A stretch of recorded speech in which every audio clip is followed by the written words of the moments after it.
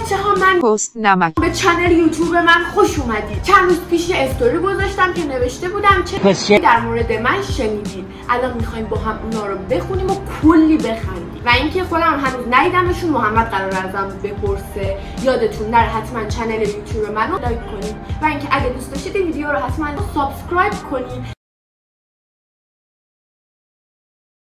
شما هم اگه در مورد من شنیدید حتما تو کامنت ها واسم بنویسید. دوستان عزیزم سلام.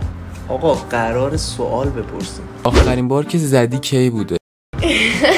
آیا شما تا به حال لواط کرده ای؟ نمیدونم. بالاخره خب هیچی ادامهشو نمیگم. الان میگن چقدر پست نمک چقدر کیر یا تخمید. ادامهشو نمیگم. بکیرم الان من چیکار کنم؟ سوال اول شایعه اول بهتره بگم. بگو دیگه. کردم با من بود. من اینجا چه هه هه هه خیلی پست نمکی. مثلا من نمیشناسم. ازدواج کردی اومدی ترکیه؟ وای من نمیفهمم. بکیرم الان من چیکار کنم؟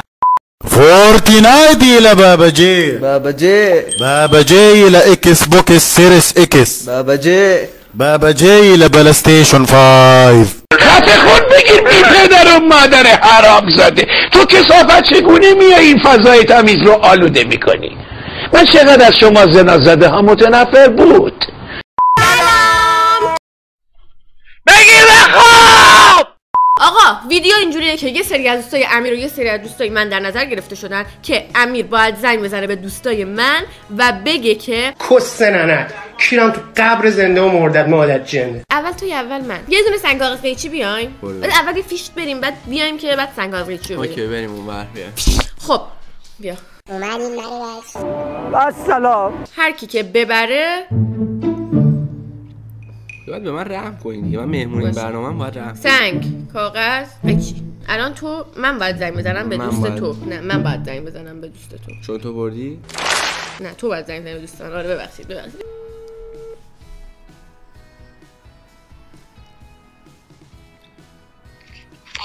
سلام مانا چطوری؟ کجایی؟ عزیزم کدوم شهری؟ تهران پارس.